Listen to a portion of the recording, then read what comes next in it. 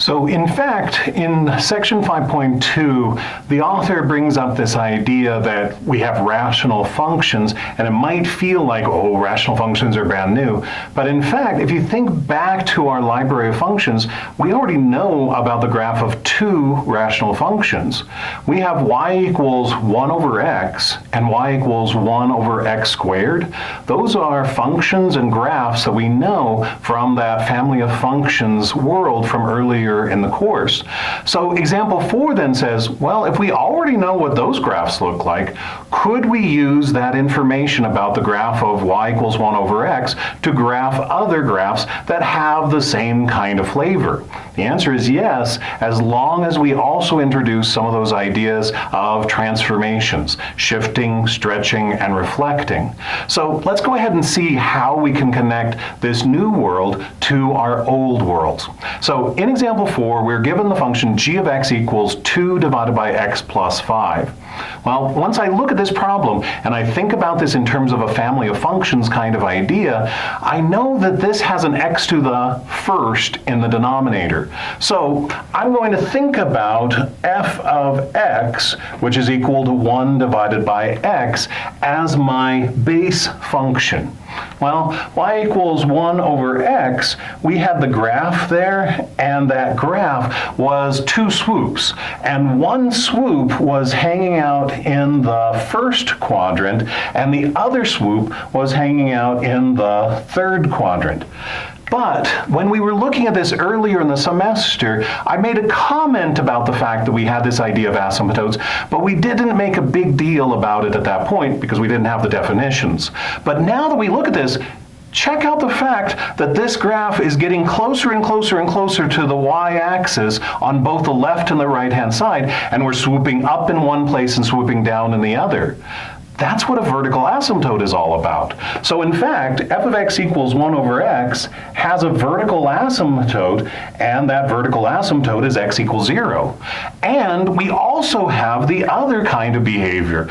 On the left-hand side, we're approaching somebody, and on the right-hand side, we're approaching somebody as well. In this case, we're approaching the x-axis in both of those places. That means we have a horizontal asymptote, and that horizontal asymptote has the equation y equals 0. So now that we know this, how can we connect this g of x function to this f of x function? Well, we need to first of all do a little bit of manipulation in terms of our symbols. Notice in f of x I have a 1 in the denominator, g of x though I have a 2. Well, I can easily change that. I can go ahead and say, instead of putting the 2 in the numerator, let's slide him out in front. And we have 2 times 1 divided by x plus 5. And once I realize I can do that, I can also notice this is a functional notation piece. So this is going to be 2, and instead of calling this 1 divided by x plus 5, I can call this f of x plus 5. Notice here we have a denominator of x plus 5, here we have a denominator of x, so it is a substitution that's going on here. So g of x is really 2 times f of x plus 5. That means then that I have two transformations that are familiar transformations associated with this function g. So I'm going to take my function f, and one thing that I have to do is think about what happens when I add 5 on the inside of the parentheses. Adding 5 on the inside is going to be a very specific shift, a shift to the left 5 units. And then the multiplication of 2 on the outside means that we're going to have a vertical stretch by a factor of 2. So I can take those two pieces of information and draw my graph of g based on my graph of f. So let's go ahead and see what the graph of g has to look like. So first off then, if we're looking at this graph and we think about this idea of a stretch, I need a little bit more information just to be able to see that stretch in action. So I'm going to go ahead and label the fact that we have the point 1, 1 here, and down here the point -1, -1. So let's go ahead and take all of this information, including our points, and do the two transformations. So in that transformation world, I tend to like to start with my asymptotes. So think about y equals 0. If we take y equals 0 and shift it to the left 5 units, it's still going to be y equals 0. any kind of horizontal transformation isn't going to affect that horizontal line. And then if we have that vertical stretch by a factor of 2, anything on the x-axis doesn't change. So again, y equals 0 is still y equals 0. So y equals 0 hasn't changed. But how about his friend x equals 0? If we start with that x equals 0 and shift it to the left 5 units, that's now going to be x equals negative 5. And then the vertical transformation, vertical stretch, if I stretch something like x equals 0, it's still a line, and it's still a vertical line. So the vertical stretch isn't doing much with that one. So we still have a vertical asymptote, but that vertical asymptote is over at x equals negative 5. Well, how about these other guys then? 1, 1. That point, we can now go ahead and say where he's going to go. So let's go ahead and think about it in terms of the horizontal transformation. 1, 1 is going to be shifted to the left 5 units. That means that we're going to have a point over here that has an x-coordinate of negative 4. And then we have this vertical stretch. Vertical stretch means we're going to multiply all of our y-coordinates by 2. 1 times 2 is going to be 2. So I'm going to have a point, negative 4, 2, but we're still going to have that basic swoop shape from the first quadrant over here.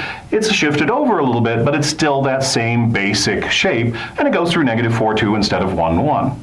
Well, okay, let's do the same thing with negative 1, negative 1. Negative 1, negative 1, I'm going to go ahead and say that it's going to be shifted to the left 5. So shifted to the left 5 means that we're going to be over at negative 6, and then the vertical stretch means they're going to multiply the y-coordinate by 2. Negative 1 times 2 is going to be negative 2.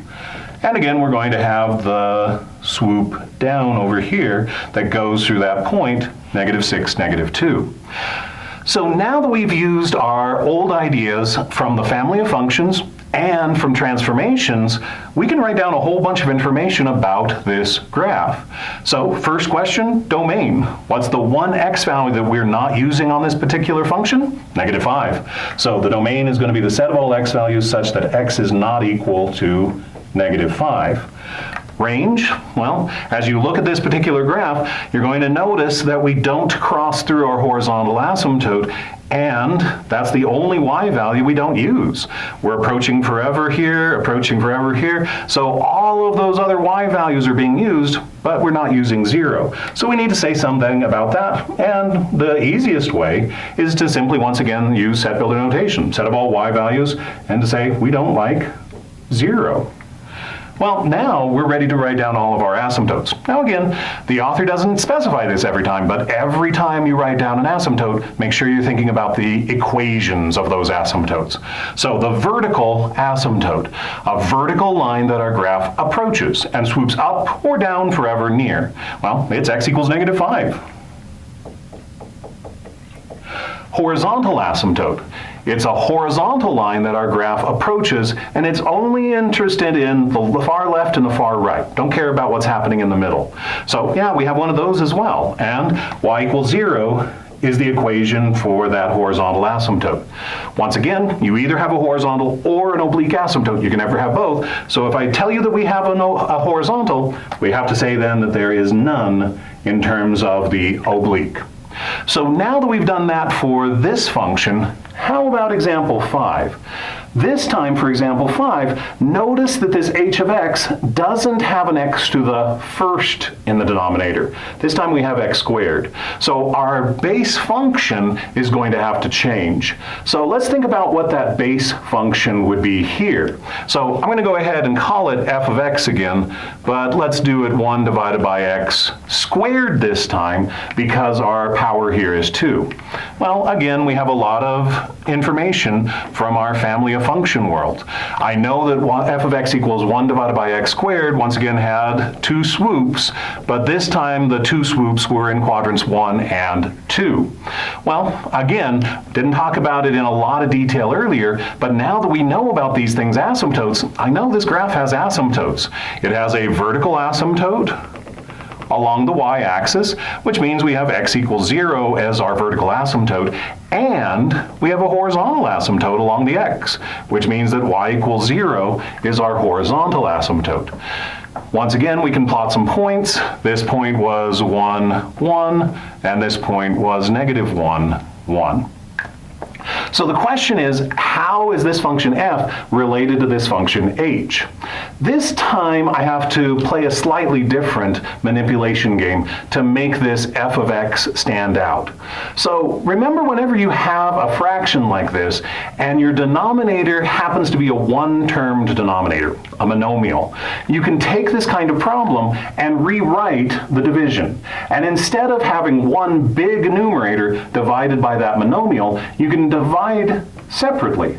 Take the first term in the numerator and divide by that monomial, and then take all other terms and divide them by the denominator as well. Well, if you look at this first fraction, I can reduce that. We have an x squared in the numerator, we have an x squared in the denominator, they cancel down, and I end up getting 2 plus 1 divided by x squared. Now, in order to see this in terms of transformation ideas, I can just take those two pieces, those two terms, and reorder them, and have 1 divided by x squared plus 2.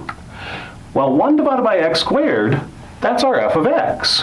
So this is the same as f of x, and then we have that plus 2. Well, notice where the 2 is now. That 2 is on the outside. Transformation words. So that means that we're going to have a vertical shift up 2. So we're going to take this graph and shift everybody up 2 units. Now, once again, I like to start with my asymptotes. So let's start with the horizontal asymptote, y equals 0. If I take y equals 0 and shift it up 2 units, it's going to move. And now, instead of having a horizontal asymptote of y equals 2, if it's 2 units up, we're going to have a horizontal asymptote of y equals 2. X equals 0, on the other hand, if I shift him up 2 units, he's still the same vertical line. So vertical lines don't change when you're thinking about this idea of a vertical shift. So x equals 0, still x equals 0. Well, how about our points? 1, 1, shifted up 2 units, add 2 to the y, we're going to have a point 1, 3. And similarly, we're going to have a point over here of negative 1, 3. And now we can go ahead and put the swoop on the left and the swoop on the right.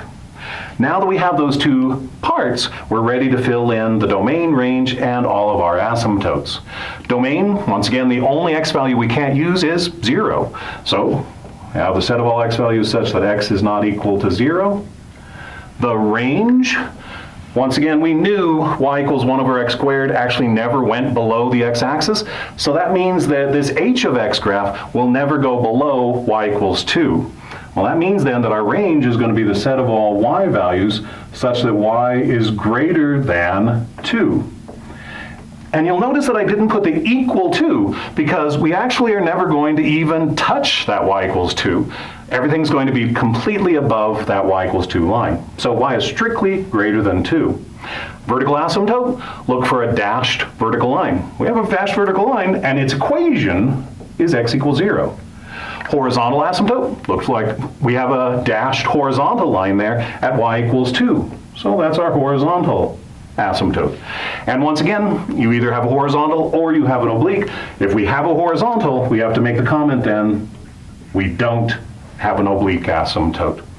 So now that we have that, we're done with example 5. We're ready to move on. I'll erase and see you in a moment.